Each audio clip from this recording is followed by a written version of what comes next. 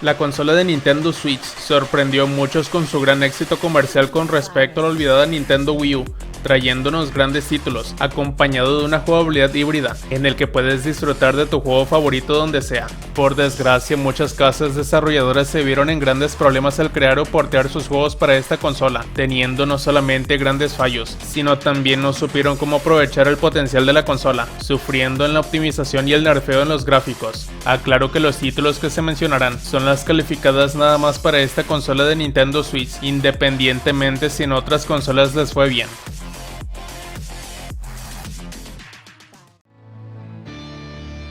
Slain Back from Hell es visualmente genial, parece la portada estereotipada de un álbum de heavy metal que cobra vida, siendo lo único positivo que se puede decir al respecto. En cuanto a la jugabilidad, esta es una mezcla de las peores partes de Ghosts and Goblins y los primeros Castlevania, es decir, la dificultad del juego es imperdonable y no de forma divertida, requiere reflejos locos, pero desafortunadamente carece de los controles precisos necesarios para realizar entradas tan precisas. Los juegos desafiantes pueden ser divertidos, pero Slain carece de la equidad necesaria para convertirse en un contendiente en esa categoría. Un buen juego te permitiría descubrir una estrategia con la que completar un nivel de manera eficiente. Slain opta por muertes baratas y un diseño de niveles deficiente.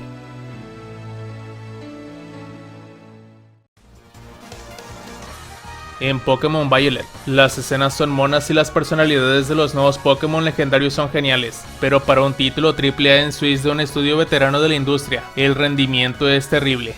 Las texturas se ven horribles, hay problemas de velocidad de fotogramas en los desafíos del gimnasio, y no hablemos de cuántos personajes se derriten en el suelo, entre sí o los Pokémon. La actuación muy decepcionante realmente afectó a este juego para muchos jugadores.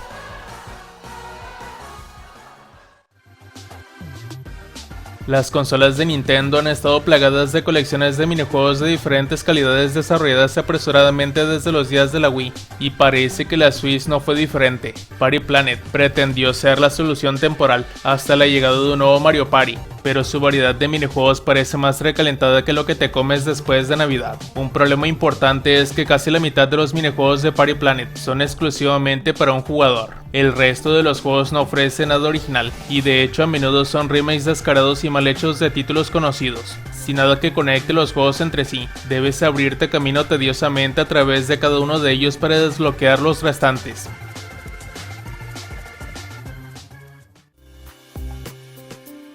Hay un montón de juegos de simulación de citas en diferentes plataformas, incluido la Nintendo Switch. Si estás buscando conocer virtualmente a un NPC y construir una relación con él durante el transcurso del juego, entonces estás de suerte. Desafortunadamente no vale la pena descargar todos los juegos de simulación de citas. Senran Kagura Reflections en Nintendo Switch es uno de ellos según Metacritic. Este juego salió en 2018, siendo un juego de simulación de citas para nada recomendable para los amantes del género. La crítica principal es que depende bastante del movimiento de los controladores Joy-Con, pero no hace un muy buen trabajo para que eso funcione. En lo que respecta a los juegos de simulación de citas, este definitivamente es un fracaso, obteniendo una puntuación de 39 en Metacritic.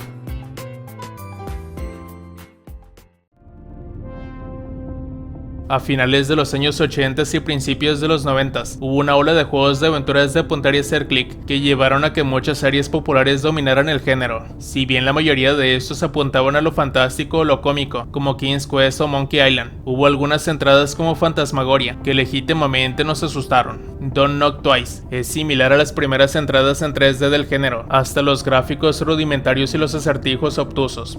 Basado en una película del mismo juego, presenta una historia absurda y una jugabilidad forzada, que simplemente te pide que hagáis clic en todo hasta que suceda algo. La edad dorada de los juegos de apuntar y hacer clic también produjo algunos títulos realmente perezosos, y Don't Knock Twice trae los peores recuerdos de esa era ya pasada.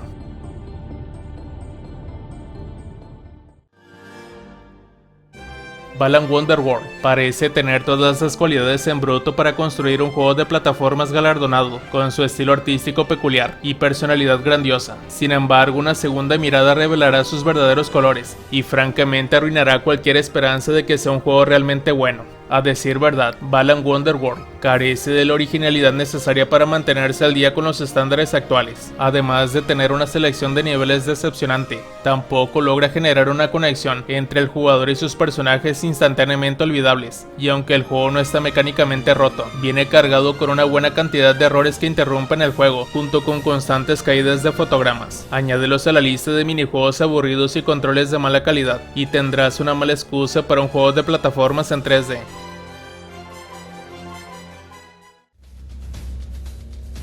Lanzado en 2019 en múltiples plataformas, este juego de Nintendo Switch no se volvió muy popular entre los jugadores o los críticos, antes de convertirse en uno de los peores juegos de la consola. Blades of Time permite al jugador controlar a Yumi mientras recorre el mundo del juego, encontrando botín y tesoros mientras descubre los secretos de la isla en la que se encuentra. Aunque este juego parece una aventura sólida para Nintendo Switch, es bastante difícil y no lo suficientemente interesante como para que los jugadores quieran abrirse camino a través de él.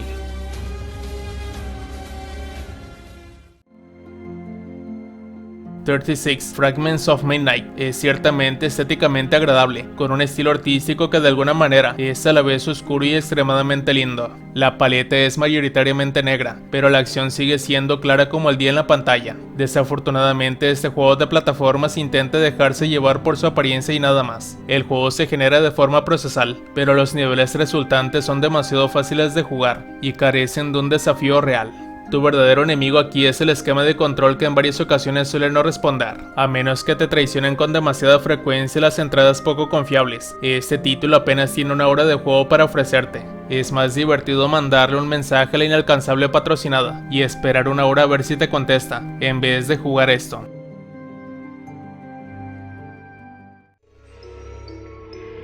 En este juego de disparos en primera persona, eres un piloto que transporta carga desde Júpiter a la Tierra. Una horrible pesadilla se desarrolla cuando te das cuenta de que tu tripulación ha desaparecido en tu base. Aunque el concepto de Hollow parece interesante, la ejecución del juego podría haber sido mejor. Un problema importante son los gráficos. Los jugadores generalmente los encuentran molestos para la vista, especialmente en la oscuridad.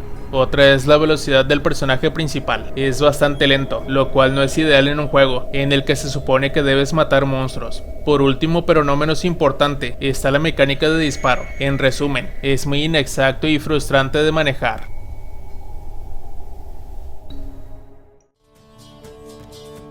Intenta presentarse como una especie de mezcla entre Breath of the Wild y The Last Guardian, pero Troll and I es demasiado desastre para ser algo más que un desastre. Podemos ver las raíces de lo que podría haber sido un juego de aventuras decente, en esta historia de un joven que conoce un troll gigantesco. Se supone que juntos deben resolver acertijos y vencer a los enemigos, pero los controles están tan rotos, los gráficos son tan cutres y los errores son tan frecuentes, que sería difícil saber qué se supone que debes hacer exactamente, o qué hacer donde se supone que debes de ir. En definitiva, Troll and I es un título que no se salvaría de las críticas negativas en ninguna de las plataformas en las que se lanzó, y con la Switch es la peor de todas.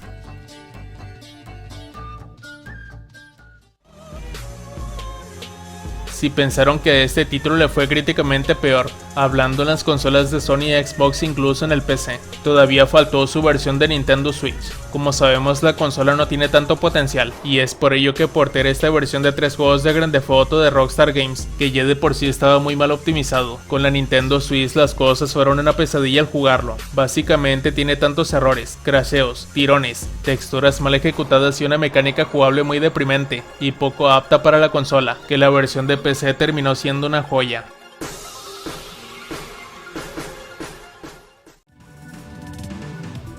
En cualquier otro sistema, WWE 2K18 es simplemente un juego de lucha común y corriente, básicamente el mismo producto que se lanzó durante los últimos 5 años antes de este. En Nintendo Switch, esta entrega sufrió varios problemas que hacen que el juego sea casi imposible de reproducir. Los fallos gráficos abundan, y la velocidad de fotogramas es tan lenta que parecía que desafía las leyes de la física. Si puedes superar la carga y los retrasos, entonces podrás notar los modelos de personajes, la mayoría de los cuales parecen como si el luchador real hubiera sido gravemente lastimado antes de ser escaneado. Se ha dicho que se lanzará un parche para resolver los problemas que afectan este juego, pero pareciera que viene en burro.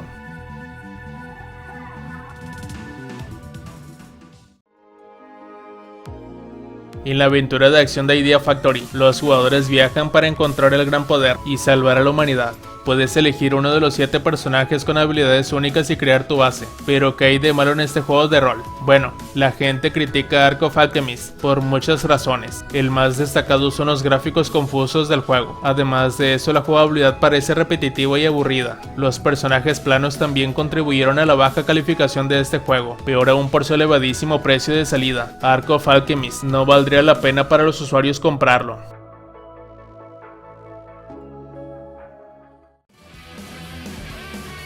Fantasy Hero Unsigned Legacy. Hubiera sido genial si se hubiera lanzado casi al mismo tiempo que la mayoría de los RPG japoneses de PlayStation 2, y sin embargo el hecho de que se lanzó en 2018 demuestra cuán desconectados estaban sus desarrolladores al invertir en su infraestructura central y su tradición, y no solo eso, sino que parecía que sus escritores no podían entender cómo construir una narrativa convincente en torno a un juego que de otro modo sería aburrido. Por supuesto, sus imágenes recuerdan un poco los primeros juegos de PlayStation 1 que se alineaban en nuestros mercados hace mucho tiempo, lo que significa que ciertamente hay una pizca de nostalgia aquí y allá, pero en general es un mal juego, empantanado por combates aburridos y repetitivos, arcos de progresión cliché y una cantidad ridícula de personajes y tropos poco interesantes.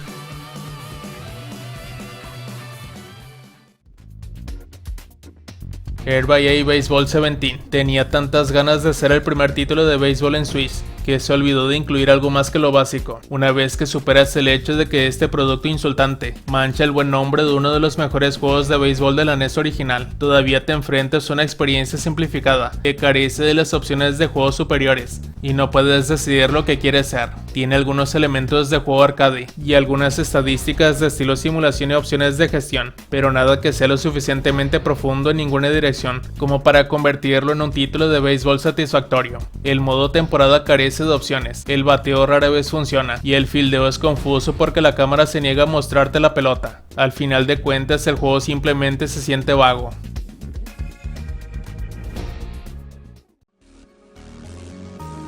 The Dear God es otro de esos juegos generados por procedimientos, que se supone que es una experiencia zen y meditativa, pero se adentra demasiado en territorios contemplativos para ser divertido. Todos los niveles generados carecen de los diseños interesantes, que vienen con una planificación deliberada, por lo que el principal desafío surge de intentar mantener la paciencia a través de la repetitividad del juego y tu propio sentimiento de inutilidad. Claro, el juego es bonito a la vista, pero incluso las peleas ocasionales parecen carentes de originalidad. Ni siquiera hay satisfacción en atravesar las zonas difíciles, simplemente se siente como una pérdida de tiempo, porque todo lo que viene después es igual de difícil o demasiado fácil y poco interesante.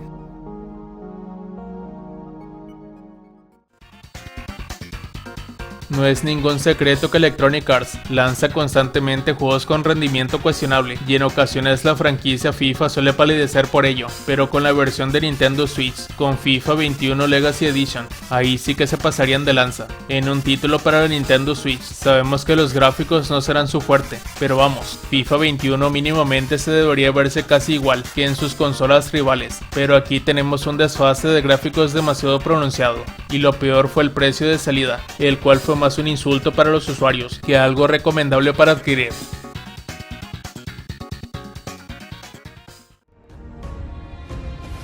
Técnicamente, Ark Survival Evolved no es un mal juego, o al menos no es un mal juego para PlayStation y Xbox. Su port en Switch, por otro lado, tiene un poco más de equipaje, y es este equipaje el que desafortunadamente lo arrastra hacia un olvido lleno de imágenes mediocres y mecánicas irregulares, y lo que es más, sirve como una mancha en un concepto fantástico, uno que definitivamente brilla más en las otras consolas y PC. La idea de tener un juego de supervivencia en mundo abierto basado en dinosaurios es una receta para el éxito, eso es cierto. Sin embargo, teniendo en cuenta la cantidad de funciones que un juego de este tipo necesita para mantener los engranajes en marcha, el port de Switch parece un poco grande para sus zapatos. Con eso, una puntuación de Metacritic de 29 parece más que justa, porque al final del día, algunos juegos simplemente no deberían trasladarse los ports de la Switch.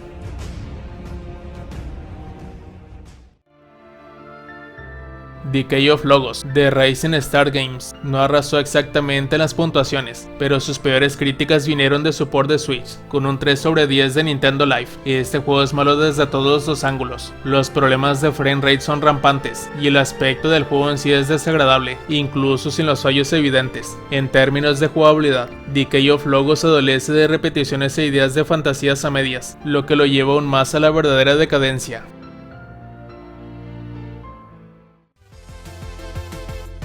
Tiny Racer se mostró muy prometedor en el lanzamiento, pero al final se vio empantanado por su inteligencia artificial ridículamente agresiva y su mecánica gomosa e increíblemente difícil de dominar. Sin embargo, si se hubiera lanzado como un título para un jugador con más jugabilidad basada en acrobacias, entonces podría haber recibido una mejor respuesta de sus jugadores. Pero por desgracia fue mucho más un choque de trenes que un viaje suave entre amigos, y su presentación general carecía de cualquier tipo de encanto. Por supuesto, los juegos de carreras tienen un historial de ser frustrantemente difíciles, especialmente cuando se los coloca junto a una comunidad de jugadores sádicos que idolatran la idea de derrotar a sus oponentes tanto virtual como mentalmente. Pero para ser justos, Tiny Racer se hunde a un nuevo nivel, y es casi como si a su desarrollador no le importaran menos sus cuestionables físicas o diseños de recorrido.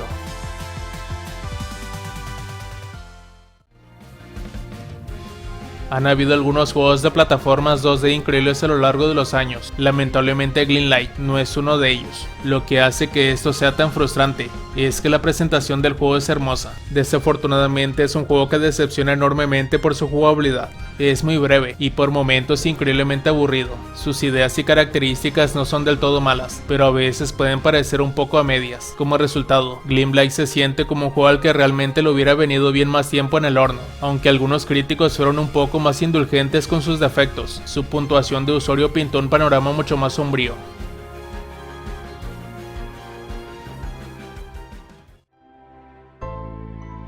A veces nos preguntamos ya demasiadas veces al ver este tipo de títulos, de en qué estaban pensando los desarrolladores al crearlo. ¿Odian a los videojuegos o a los jugadores? Waifu Impact, con su excelente puntuación de 15 en Metacritic, lo convierte en el videojuego de Switch con la clasificación más baja del sitio. ¿Por qué está tan mal valorado? Bueno, para empezar, Waifu Impact es una extraña mezcla de géneros, específicamente Battle Royals y títulos de mundo abierto como Genshin Impact, donde chibolas guapas se disparan entre sí usando pistolas de agua en una isla paradisiaca. Como juego está mal organizado y depende de las damas ligeras de ropa para tentar al usuario, lo que evidentemente no funcionó debido a su atroz mecánica de juego.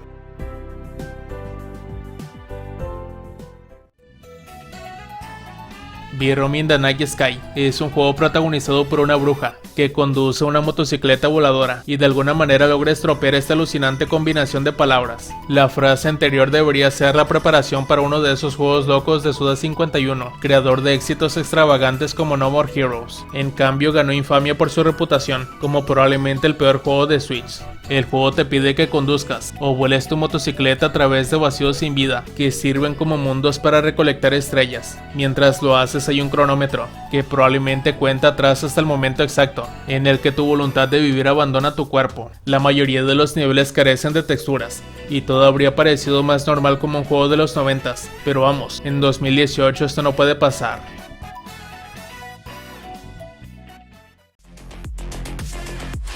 Y bueno amigos, esto ha sido todo. ¿A ti qué te parecieron estos juegos de la Nintendo Switch? ¿Cuáles se te hicieron los peores? Si el video te gustó, dale like y suscríbete. Nos vemos hasta la próxima.